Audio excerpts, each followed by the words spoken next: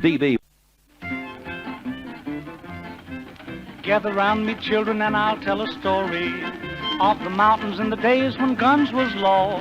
When two families got disputing, it was bound to end in shooting. Listen closely and I'll tell you what I saw. The last of the hillbillies, Bob Dyer, became the first of the true national radio stars. And for a long time, DB was his Melbourne home. They would shoot each other quicker than it takes your eye to flicker. They could knock a squirrel's eye out at 90 feet. The buzzer was first. While the iron is hot. While the iron is hot, that's 1 point for the spinster. And the bell came in but a second. All right. That's correct. That's right. Now, here, he agrees, but he's a little bit too late for himself. Now, here's the second question. There's 1 point for the spinster. 3 out of 5 wins the chance to hit the jackpot. How many days are there in leap year? The bell. 366. Oh, yes, indeed. I'm glad you went up to 66. The score is now 1-1. 1 for the spinster and 1 for the bachelor. And that is very early Bob Dyer. Of course, to follow that, he had great success with Pick-a-Box. He had great success in television. And the argument still goes on. Bob Dyer or Jack Davey, who was the greater? Well, they were both great, each with their specialized talents. Perhaps this is a good opportunity to call a truce and simply remember them both as stars of a very special era.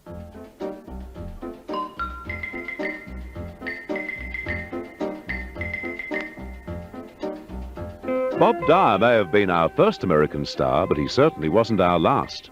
3DB was multicultural long before anyone knew what the term meant. While other radio stations in Australia were hiring announcers who could sound American, 3DB hired from America the voice of the Legion Stadium Wrestling, Jack Little. He was brought exclusively to 3DB as compere of the Greys game. The late Jack Little, one of the most popular men in the industry, went on to compare many other programs, including Magazine of the Air, which was a latter-day version of Monty Blandford's Philosopher's Scrapbook. Jack joined the exodus from radio and began his long career at Channel 9 in 1957. Little Jack Little, as he was known in America, died in the country of his adoption, Australia, in 1985, leaving behind a lot of happy memories sprinkled with his famous catch cries. How about that? And that's all there is. There isn't any more. And then there was Mike.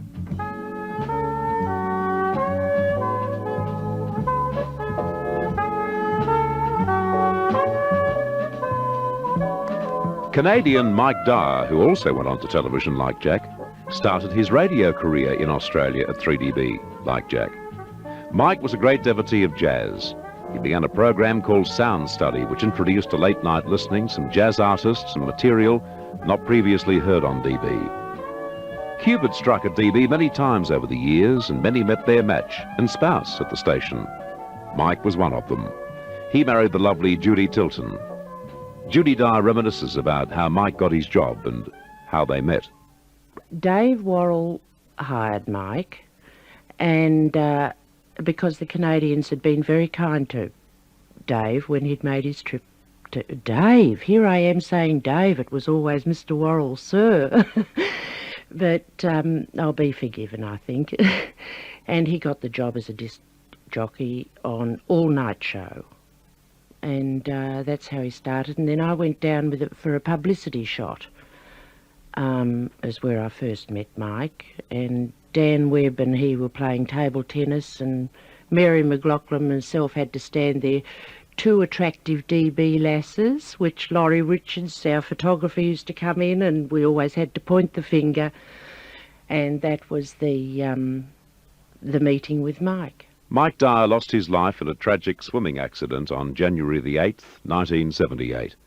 And with his passing, the industry mourned the man who brought to radio and television an innate sense of good taste and good music.